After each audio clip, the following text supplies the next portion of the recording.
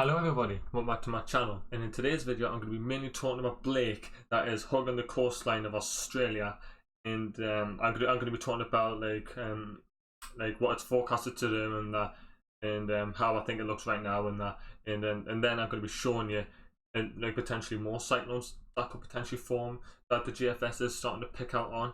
But like firstly, I'll start off with this. So I want real Earth here. So this is amazing if you want high definition imagery. So I'm using the Himawari full disc infrared. So this again updates every 10 minutes, and we're getting really high resolution update of the cloud tops. So you can see there's quite a lot of -80 cloud tops.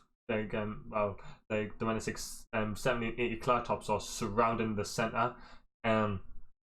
It's not as symmetrical as it was earlier, but it's still got that nice symmetrical appearance. Got like really good outflow. You can tell it's got amazing outflow from the north and eastern side of it.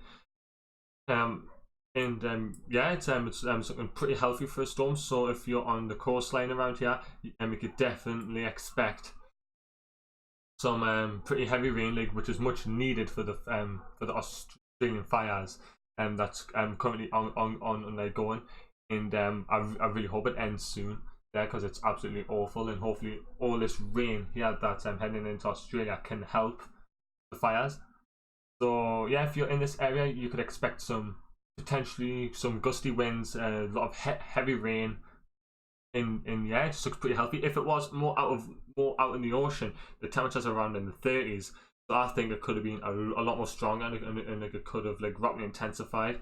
But luckily enough, it's hugging the coastline, so there's gonna be a lot of land friction.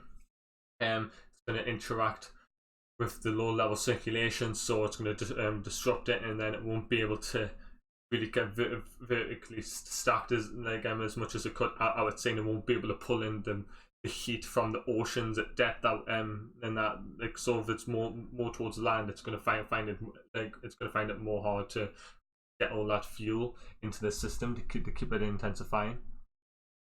So now we're going to be looking at the GFS. So currently the GFS is showing Blake at around 988 millibars. So yeah, it's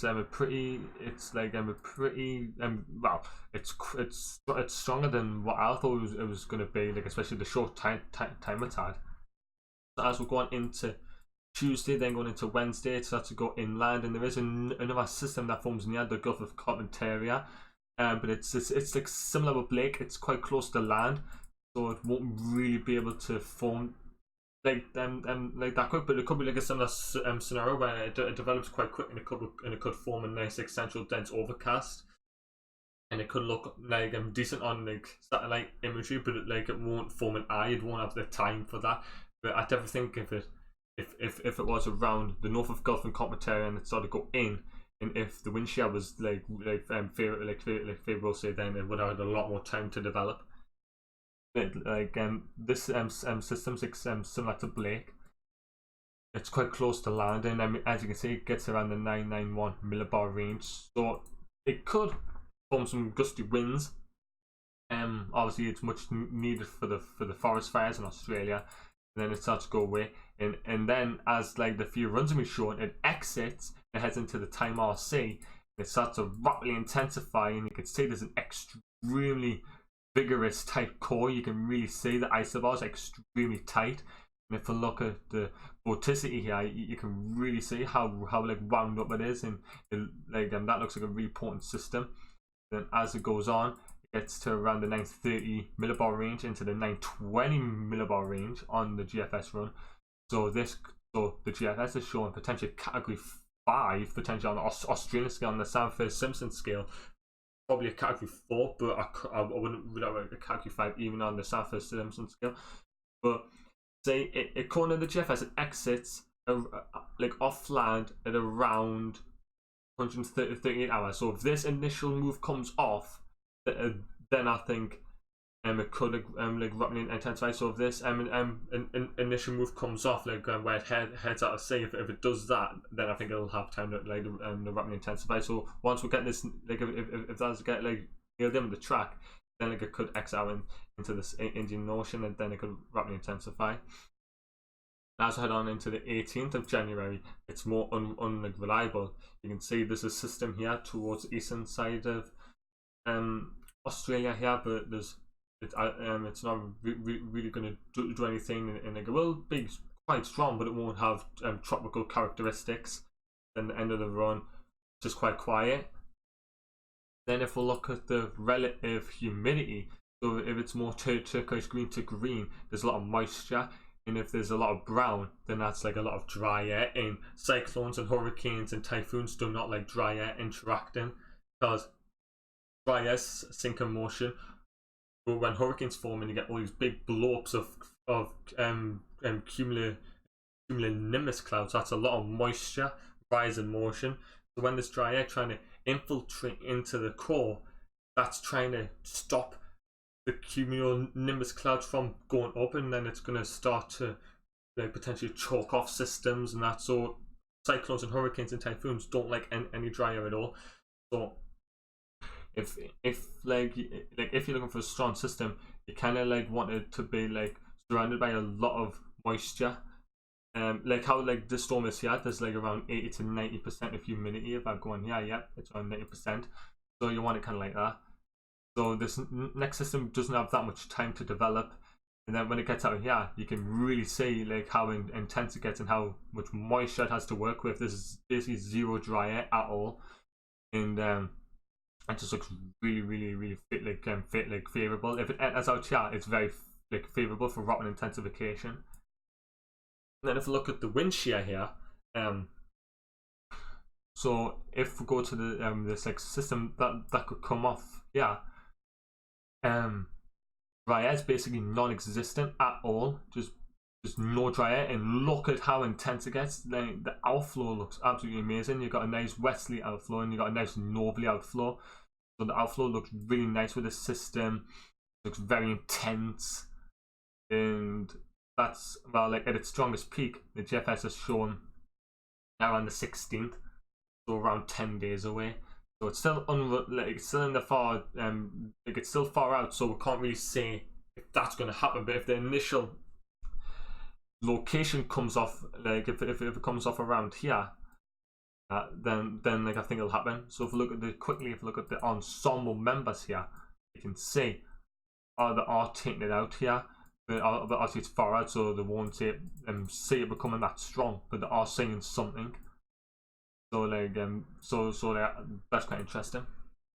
I'm looking at ASMWF here, which is more reliable for track in my opinion. So it hits actually a bit stronger than HFS 844 millibars. So like it's more stronger. It's got a similar solution with the GFS, and it makes it really intense. But the difference is it actually makes landfall on the western coast of Australia at around 956 millibars, but it was probably stronger at landfall like around this point, because it only goes to 24-hour interlude. So at the 12-hour interlude, which we can't see, it was probably making landfall around here. It would have been in the 940s probably, so probably a category 3, category 4 Australian scale. So the GFS in the Euro are in agreement of it entering the Indian Ocean here and then rapidly intensifying. But the Euro is making it make landfall, and that's due to the steering patterns and that. Obviously, like there'll be high pressure towards here, so it can't really go anywhere, like apart from going into land. So we'll just have to see. So if we look at the sea surface temperature anomalies here on the 1981 2010 climatologically here, you can see around the Indian Ocean and the Timor Ocean, you can definitely see it's well above average, especially if like this next storm heads into this area. The sea surface temperatures are like 3.6 to 5 degrees above average, so plenty of fuel. The Gulf of Carpentaria is alarmingly warm. Most of it's around 5 degrees or near 5 degrees above average. Just look at the Gulf of Carpentaria, 33 degrees. And for a cyclone or hurricane to form, you need a minimum of 26. So when it's 33, that's like an alarming sign. So if there's a system that forms in the Gulf of Carpentaria and the wind shear is low and there's a lot of moisture, that's extremely alarming. So you're around the coasts of the Gulf. If you're anywhere around the western coast of Australia, obviously keep an eye on the forecast. The southern hemisphere season starting to start now, so this is where you have to keep an eye on the weather and that to see if there's any storms coming along and that. And like, it's best to have your plans now, like early than late, because if you leave your plans late, then you start to rush around, and like it's gonna become harder to get your plans done in time. Just make sure you have everything in place. And obviously, like the cyclones are obviously, if they're really strong, you don't like want them to hit land. But the only like beneficial thing I can see out of things making landfall now is to combat the fires and like channel in loads of moisture in and that, like from these like systems. So that's the only thing I can see like positive if there's any storms that make landfall in the future. But like obviously it's like negative in general, because of like people lose lives and that, just a storm surge and flooding and landslides and that, which is like you never want. So yeah, guys, I thought I would make this quick update on Blake and the potential more cyclones forming around for like around Australia. I hope you found it very informative, and yeah, if you like it, please like and subscribe and turn on the notification so you don't miss another upload in the future. And yeah, I'll be making another video in like the next day or two about this system that could form an Indian Ocean. It'll most likely be tomorrow, but if not, it'll be the next day. But I am starting to make more regular uploads, so I'm gonna start to try to go back to daily. But if I don't go daily, I'll try to make a video, then miss a day, then maybe upload again, and then miss a day. Or if not, I'll try to do daily uploads again. So yeah, please like and subscribe, and I will be back hopefully with a video tomorrow.